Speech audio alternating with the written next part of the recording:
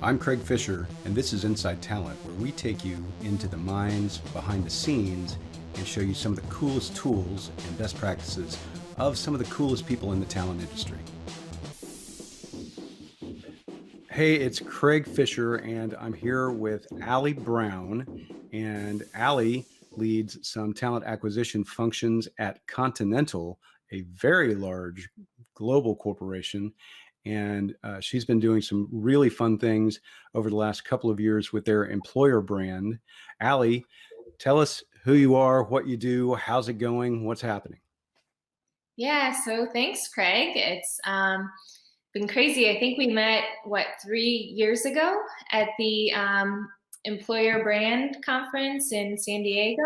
That's right. And at the time, that was kind of my first foray into employer brand. Yes, my background was in general marketing. So I've worked a lot in social media and digital marketing, as well as traditional video and content marketing. And when I joined Continental back in 2018, I was responsible for building up our employer brand in the US and Canada market. So prior to that, the company really didn't do employer brand at a local level. So we had more one approach that wasn't being quite localized and driven in the markets beyond posters. And so when I joined the team, we started digital channels in the US and started the campaigning. And at the same time, our global team was repositioning our employer brand. So we didn't change our EVP, but we changed our whole communication framework around it, as well as the visual approach and look and feel, and giving it a much more modern look to attract the talent, and specifically the tech talent that we were looking to hire and still are today. And so I've been in that role, building up the brand here in the market for the past 3 years. And now recently, I've also joined our global team and am focused on several projects, one internal project, as well as responsible for our global employer brand advocacy project. All right. So, your company has a lot of employees. I mean, this is a big, big organization. I think you told me something like 235,000 employees worldwide. Mhm. 80K or so of them are sort of white collar jobs. And then the rest are manufacturing, warehouse, shop floor, that sort of thing. Mhm. And so, I can imagine getting some employer branding initiatives off the ground with that large of an employee population could be both challenging, but also some opportunities for employee advocacy. Mhm. Um, and so, why don't you talk a little bit about that? What have you done? I think you told me you have something like um, 80 advocates. Is that right? Or is it 800? No, 900 ambassadors. 900 ambassadors. Yeah. Uh-huh. So, um, so we obviously have different target groups, and manufacturing is a big part of our company. And not only do we make tires, as most people know, but we also make automotive parts and basically computers now that are going into your car and eventually going to be able to drive it someday, or who knows. But Right. there's so much different technology that we're working on. So it requires different types of engineers and different types of skills. So you have maybe an engineer that works on tires, and also an engineer that works on um, like visual infotainment displays in a car. So those are two very different skill sets that you have. And also, different things to, it takes different things to attract these types of people to your company and also engage your employees. And so we've taken some different approaches around our employee advocacy program. So we have a general approach that is open to all employees. And then we have this ambassador program where we're really engaging with a select few of ambassadors. And I know 900 still sounds like a lot, but that's globally. And so, for example, in the US market, we have a group around 30 people.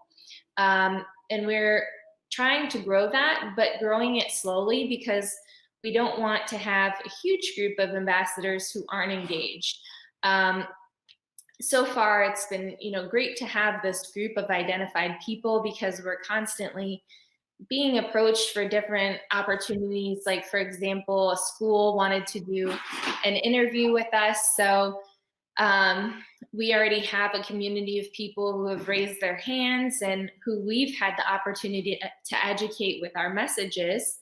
So now we can reach out to them and see if they're interested in the opportunity, which makes the whole situation a win-win because they're able to have these opportunities to network or present themselves or to help attract talent for their teams. And at the same time, we can get our brand out there as well. So the win-win is you're helping those advocates or ambassadors grow their own brands, and that helps to grow your brand. And it does help them, I guess, individually attract talent for their teams, which is great. I know that even just having 30 ambassadors can be daunting. How logistically do you manage the rest? I mean, clearly you're not sending the same amount of content to 900 people as you are those 30 probably, right? But Right. you still have to juggle what's the overlap. You don't want everyone all sending out the same jobs at the same time every time you send one out, and you want them to have some other content to share as well. And so I would imagine the content generation itself is quite a task. Yeah, so there's a couple different ways that we've done that. And I guess big picture globally, we do have in each country that has ambassadors and is active in our program, they have someone who's leading the program, sort of like a point person for all the ambassadors to go to. So then we Hmm. have our own community of all these country coordinators. And we also created a hub on our internal internet. And so in that hub, we have several different resources and information that they can all access. And then one of the things that we're using in the US to provide these ambassadors with different content is Hootsuite Amplify. And we started using that last year when we launched this program. And I think, it was a great way. In hindsight, we didn't know that everything would be shut down and there wouldn't be any more in-person events for these ambassadors to engage with. Right. And so we had planned to launch this program in last year. And instead of, putting it off another year, waiting till the pandemic ended, we just decided to continue with it and to make our focus around social media and virtual events for these ambassadors in the meantime. So instead of giving them like networking cards or physical materials like we would have in the past, we're helping them, here's how you can update your LinkedIn profile and add a nice graphic to it, or here are some tips for giving virtual presentations if you're doing any virtual talks. So with Amplify too, I think it's important to not expect everyone to be super engaged, because each ambassador has their own activity and their own way of engaging, and not everyone wants to be a social media thought leader. So some people may prefer to do mentoring or events with students. So we try to provide, something for every different ambassador activity that they would have. That's great. So I know that tools like Hootsuite Amplify don't run themselves.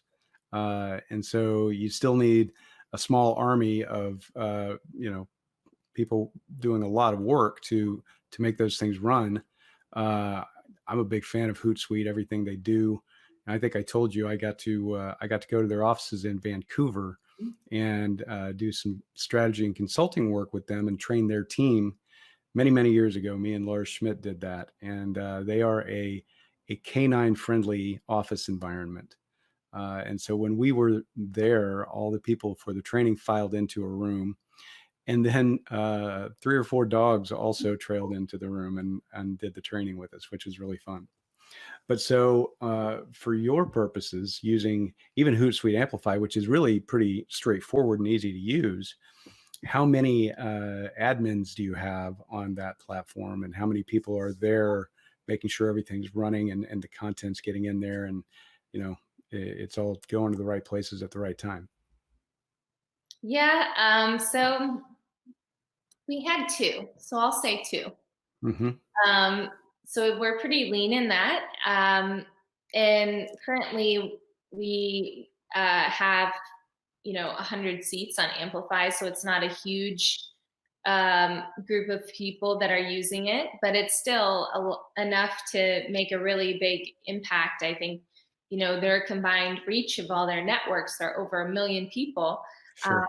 so it's cool to see the multiplier effect. And I think I saw recently on Hootsuite Amplify's website, they have a nice little calculator that you can put in your number of employees and then the number of LinkedIn followers your company has, I think. And then it does some type of calculator where it says how many additional people you'll be able to reach through your uh, ambassadors. So if you're looking to get buy-in for that, that is a great tool. Uh, Yeah. but yeah, it still takes a lot to manage. I mean, I think we have been creative with copying different content that we're already using in other places and then just rewording it and rephrasing it, and also encouraging our ambassadors to rephrase it as well in their own words. They don't do it all the time. Sometimes they just share it, but that's the benefit of it. And the benefit to them is because they can grow their personal brand in a way that's easy and manageable for them to just get started if they're really not, a LinkedIn expert, or maybe they're looking to have some content mixed in with their own content as well. So we found, a lot of the things that are doing really well for us on Amplify are the big company news and big company announcements. We are celebrating our 150-year anniversary this year as a company. Wow. It's really amazing. So we have tons of activities going along with that. Like we have, a whole visual approach and all these different post graphics that have been created, some really cool gifts, as well as like all of this historical content. We actually have someone in the company who is a historian, and that's his job, is a Continental historian, which sounds so cool. And they're publishing a book this year that will be available on Amazon for the company's history, or Wow. about the company's history. So I think you just have to look and collaborate too with other areas, and especially collaborating with the different businesses and business areas in your organization, because they want to get that content out there. So if you let them know, hey, I have a group of engaged employees who want to share content, they'll gladly, pass over content for you to share on those channels. Yeah, it seems like once you have some success and people start seeing, hey, wow, my network's growing, people are reaching out to me, and then, other departments kind of understand what's happening and can see the organic engagement that happens. marketing comes knocking, all the other departments come knocking, and buy-in gets easier, right? But then you have to decide where, where does employer brand get worked in to, the overall message, what departments, what programs. So, you know, talk a little bit about that. How have you managed that, and where have you seen employer brand getting asked to pop up where you maybe didn't expect it? Yeah, I know for years now, like as long as I've been in employer brand, I've been hearing over and over about getting buy-in and getting your stakeholders on board. And that's always seems to be a topic of conversation. But something to think about is when you do get stakeholders and other groups on board, will you be able to support their needs? And one thing that I think uh, our head of employer brand globally did that was really smart is she set up our global team based on projects so that we can kind of divide and conquer. We still have the specialized areas like digital or employer brand management, but by focusing on these different projects, it really helps. And these are projects where we're working with different teams. So maybe with HR on some projects or with our communication or corporate brand colleagues, like in the 150-year project. So I think that helps.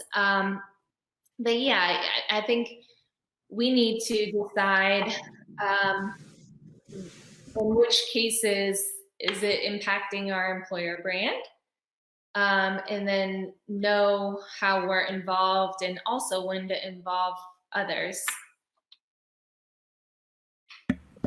So I think at some point, everybody is sort of used to the program, and employer brand. It's companies realize that it's so drastically important and should be well integrated into the corporate brand, because I think consumers buy companies because of how they treat their people. If you ask me, right? I think that brands get trusted because of the humans within the organization, not just because of the brand. And so, uh, I feel that it should be a no-brainer, but it isn't always. Did you have to do some tough selling at first to kind of get these ideas going? Yes, and I think we're still always doing some selling, whether it's trying to get budget for a certain project or initiative, because sometimes there's just only so much to go around. But Right. and you always need to fight for your project or what you believe in. But I do think now there is that general understanding of how employer brand fits into the corporate brand, and people are also starting to understand that it is becoming even more important to consumers. Another interesting thing too, you said it's important to consumers when they're buying a product, but it's also, I guess, important too for investors and like for companies buying companies. Yeah. Um, I was listening to Bob Iger's masterclass, and I read his book on about just his whole experience with Disney. And he talks about when Disney went in to buy Pixar, and at the time Steve Jobs was running Pixar, and that was kind of the main reason that they bought the company was because of its culture and creativity. Hmm. And it's interesting to think about if like maybe an employer brand or like a company's culture could even sell a company in that way or that increase its value so much. So Absolutely. I mean, look at Zappos, right? mhm. Great example. Yeah. Thank you, Amazon, for making that an amazing thing. That it was, already great and just got bigger. So you were also telling me that you've been using iSIM's Video Studio Mhm. to capture some stories and video of your employees. How are you using that? Where are you using that? What's the experience like? Walk us through it. Yeah, so we were looking at it prior to the pandemic. And then in the pandemic, we were in a situation where we weren't able to reach certain employees that didn't have email. And so we thought, well, we'll give it a shot and try it. Because initially we were attracted to it for the employer brand selling points and video job descriptions, but there's also so much you can do around your internal communication and internal employer brand. So we have started using it for video job descriptions, and we'll be going live with videos on our website soon. We've also been using it for social media. So that has been going well. It makes great social media content to have those short videos like you're always doing and, you know, showing how to edit. It makes it easy for you to do that and have that content. And then there's also other things that could be done and so many opportunities with it. For example, we had an employee who recently won an award, and we had the idea to have her manager do a video for her. And we shared that then on our social media, and kind of was a nice surprise to her that she won this award that he nominated her for. So, I love it. That's my kind of story right there. And that's the type of good employer branding that we should all be thinking about. mhm. And, it's always a fun, I won't even say reward, but just a fun surprise when, you feature an employee's story or photo or something on any of your social channels. Instagram's great for that. Mhm. And they do appreciate it. When I first started doing employee advocacy, we would send little branded swag to our employees for anniversaries and things like that, and encourage them to use a hashtag and take a picture and post it online. If they were going to share with their friends, why not share with the Right. world, right? And they did, right, all over the world, and it worked amazingly well. But every once in a while, we just take one of those and feature it on the main Instagram Mhm. page, and they loved it. They just ate it up, and so I can imagine that you're getting some similar results. Yeah, definitely. People love it to see themselves or their colleagues on social media. So you make a good point with, just how the simple act of sending them something and telling them what the hashtag was. And I think, you know, my approach to employer brand and employee advocacy in general is similar. Just it has to be very simple, because in order for to get employees to do something, it can't be too complicated. And you do need to tell them what to do. You need to ask. So I think some people think, oh, if we create this hashtag or start using it, maybe people will catch on and it may happen organically.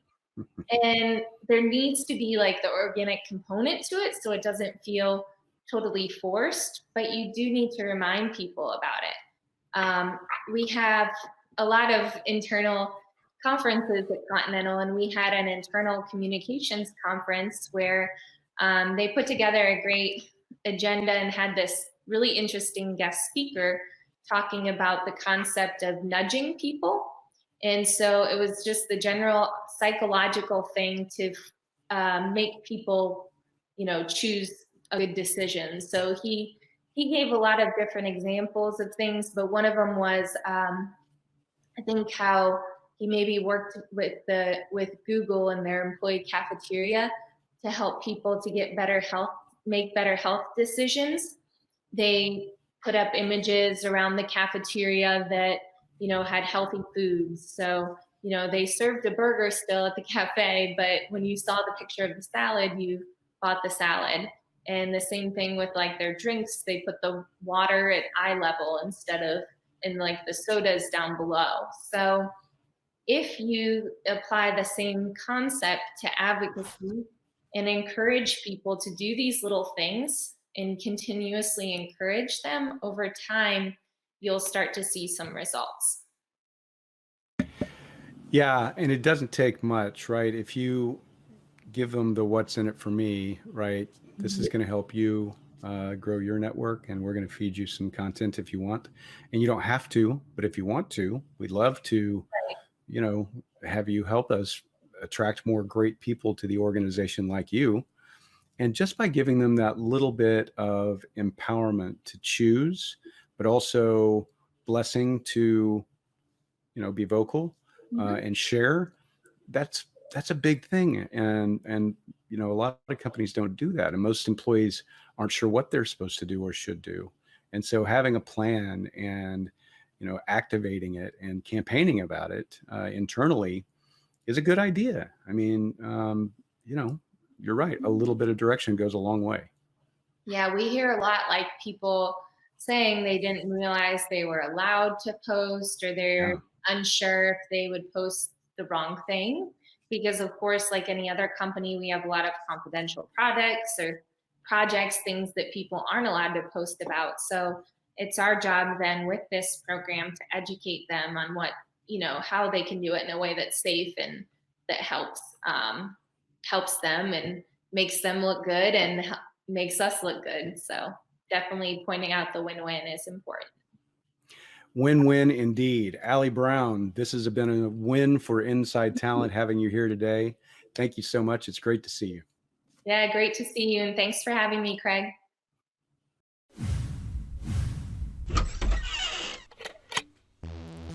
Thank you for listening to Inside Talent.